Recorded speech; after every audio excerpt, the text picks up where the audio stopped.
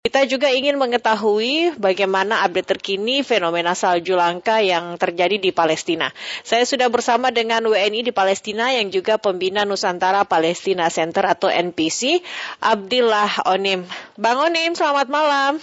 Selamat malam, Assalamualaikum. Waalaikumsalam warahmatullahi wabarakatuh. Gimana kabar Bang Onim di sana? Baik. Alhamdulillah. Sehat walafiat. Walaupun salju dingin, tetap semangat ya Bang ya? Iya, tentunya tetap semangat. Iya. Biarpun salju membeku, tapi semangat jangan membeku. Itu dia yang paling penting ya.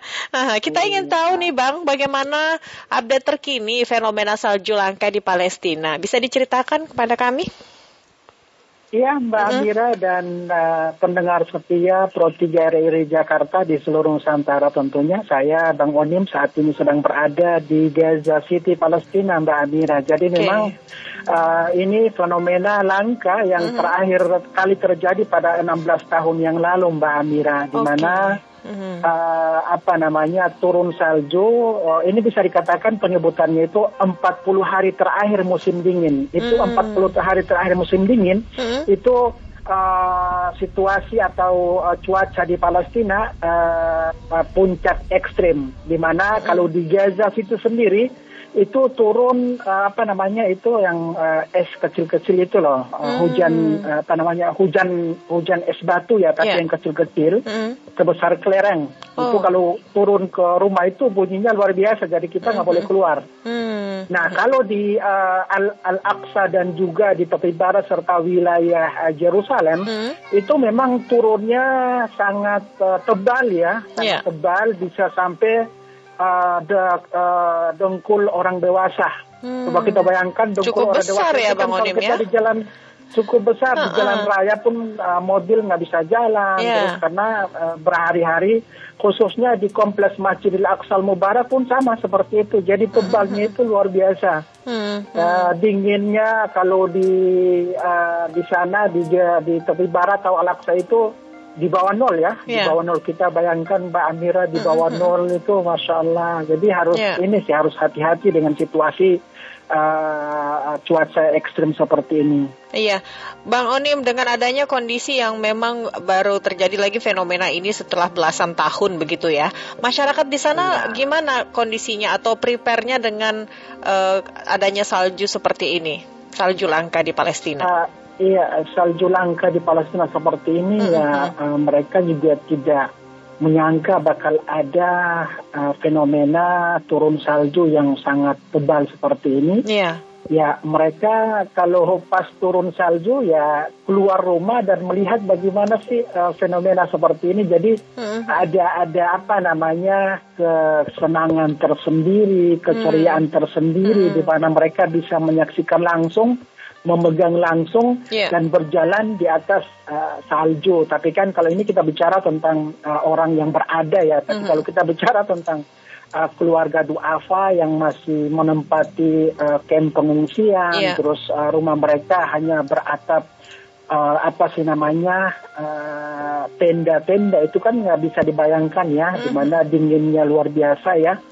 Hanya menjalankan sesuai dengan situasi dan kondisi yang ada sih Mbak Amira untuk masyarakat Palestina, khususnya keluarga duafa, karena memang kan hampir setiap hari nih saya berada di lapangan. Beberapa menit lalu pun saya berada di lapangan dan melihat langsung ya. Prihatin sih sebenarnya, prihatin dengan situasi yang ada, Mbak Amira. Bang Onim, kita turut prihatin juga dengan kondisi di sana, apalagi mungkin bagi kaum duafa ya, masyarakat yang tidak mampu. Nah, dengan musim dingin yang terjadi di sana, Bang Onim, NPC ini ada program apa untuk menyalurkan bantuan ke Palestina, khususnya kepada orang-orang yang memang membutuhkan begitu loh, Bang Onim? Iya, Mbak Amira, saya sendiri sebagai warga Indonesia yang berada di Palestina, memang merasakan bagaimana dinginnya turun hujan es itu. Kalau saya sendiri tidak bisa tidur. Coba kita bayangkan, saya sendiri pakai sarung tangan tebal. Saya beli di Jakarta. Dan itu pun masih dingin gitu ya Bang Onim ya? itu masih dingin dan pas kaget benar-benar ya rasanya seperti berada di dalam kulkas lah. Jadi tidurnya pun sulit pakai kaos kaki, bahkan pakai sepatu pun masih dingin, tidak bisa dibayangkan. Ya, lembaga NPC filantropi alhamdulillah dengan mitra di Indonesia dalam musim dingin seperti ini, memang awal musim dingin sampai dengan saat ini saya sendiri datang ke kamp pengungsian menyalurkan selimut hangat, terus pakaian musim dingin, terus makanan siap saji, itu alhamdulillah sampai dengan hari ini selalu mendistribusikan bantuan tersebut. Bahkan terakhir kali kemarin kami mendistribusikan sekitar 280 selimut hangat untuk saudara-saudara kita pengungsi di Palestina. Tentunya ya ini salah satu bukti solidaritas dari masyarakat Indonesia untuk saudara-saudara kita di Palestina, Mbak Amira. Iya, Bang Onim, dengan adanya bantuan dan sumbangan juga yang disalurkan begitu dari NPC kepada masyarakat atau warga yang membutuhkan di sana, apakah juga di sana cukup banyak kaum duafa misalnya seperti anak-anak atau mungkin lansia yang memang membutuhkan perhatian begitu, apalagi di tengah fenomena salju langka di Palestina saat ini, Bang Onim? Ya, Mbak Amira, tentunya masyarakat Palestina sangat bersyukur punya saudara Indonesia yang bukan negara tetangga, tapi luar biasa dukungannya terhadap mereka. Saya sendiri berada di Gaza City, luas wilayah Gaza itu sekitar wilayah DKI Jakarta lah, 367 km persegi, didiami oleh 2.200.000 jiwa. Nah, 82% itu, Mbak Amira, hidup di bawah garis kemiskinan, alias mereka hidup dengan bantuan-bantuan dari negara donor, salah satunya adalah dari masyarakat Indonesia. Dan tentunya Mbak Amira, saya sendiri sebagai aktivis kemanusiaan itu selalu mengajak kepada masyarakat Indonesia agar supaya kita memberikan solidaritas kepada Palestina tidak hanya terjadi pada musim salju, musim dingin atau terjadi peperangan, tetapi selalu mengajak agar supaya mereka selalu peduli dengan saudara-saudara mereka di Palestina. Karena ini kan dukungan Indonesia menjadi salah satu landasannya adalah amanah konstitusi. Yang pertama, yang kedua, dukungan terhadap Palestina ini sebagai kewajiban kita lah, karena mereka membutuhkan. Apalagi kan kalau kita menarik tentang sejarah kemerdekaan Indonesia, salah satu negara yang memberikan dukungan kan Palestina. Nah, saatnya nih Mbak Amira dan teman-teman pendengar Pro 3 RRI, yuk kita bersama bergandengan tangan untuk memberikan doa dan dukungan kepada Palestina. Dan saat ini di musim dingin ini luar biasa, musim dinginnya luar biasa. Kita sendiri harus berdekatan dengan pemanas ruangan, ya, karena yang memang yang dibutuhkan saat ini Mbak Amira itu seperti selimut hangat, terus pakaian musim dingin, yang paling utama juga adalah makanan, karena kan kita bayangkan Mbak Amira dalam situasi dingin seperti ini, krisis makanan nih di Gaza itu krisis makanan. Nah, itu mereka membutuhkan makanan hangat, dan alhamdulillah beberapa hari lalu kita distribusikan bantuan makanan hangat. Saya berada di dapur, terus langsung ke lokasi untuk mendistribusikan. Jadi saya sangat bersyukur nih bisa merasakan melihat langsung perjuangan saudara-saudara kita yang ada di Palestina, Mbak Amira. Iya, Bang Onim, berarti aktivitas untuk masyarakat saat fenomena salju langka di Palestina saat ini berarti memang benar-benar dibatasin dan minim begitu ya, Bang Onim ya? Iya, benar-benar dibatasi karena mereka tidak bisa keluar. Tidak hanya musim dingin atau turun salju ya, tapi disertai dengan angin kencang ya, angin kencang.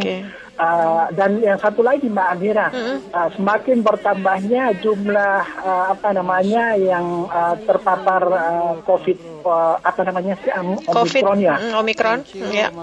Iya, itu juga bertambah. Jadi mereka pada saat situasi dingin seperti ini, mereka berada di dalam kamp pengungsian, tidak bisa keluar, tidak ada makanan, tidak ada selimut hangat. Mereka mau keluar itu dibatasi karena bertambahnya kasus COVID-19 dan juga Omikron. Dengan demikiannya luar biasa sih penderitaan saudara-saudara kita di Palestina. Jadi di sini pun memang saya menghimbau kepada teman-teman pendengar setia Pro 3 RRI dan juga masyarakat Indonesia, jika saat ini belum bisa bantu, cukup dengan doa itu sudah sangat luar biasa Mbak Amira untuk saudara-saudara kita di Palestina. Karena kan dengan doa kita diberikan kesabaran, diberikan ketabahan, diberikan kekuatan, itu sudah sangat luar biasa, Mbak Amira. Iya, Bang Onim, kalau dari pemerintah setempat dan juga mungkin dari beberapa organisasi-organisasi yang memang terjun dalam sosial seperti ini, ada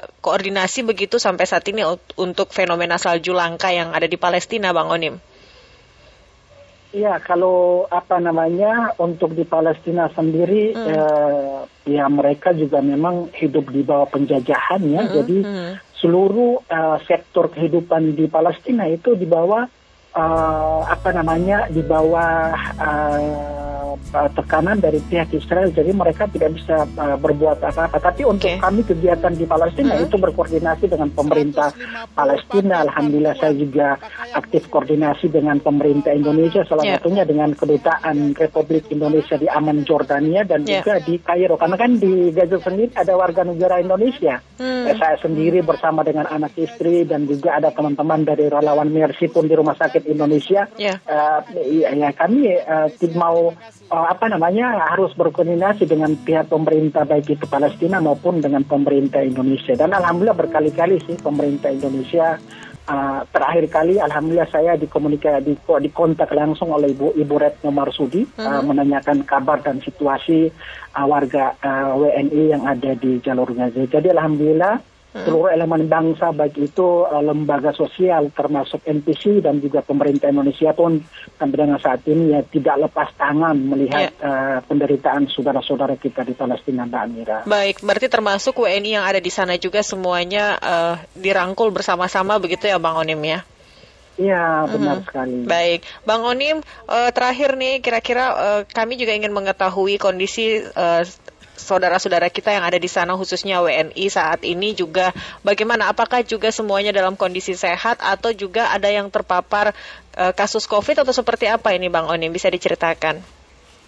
Ya, alhamdulillah warga negara Indonesia di Gaza itu saya bersama dengan 3 anak, istri saya asli Palestina alhamdulillah. Terus 3 warga negara Indonesia di Rumah Sakit Indonesia, teman-teman Mercy, jadi ada sekitar 7 warga negara Indonesia di Gaza, ada sekitar 9 lah.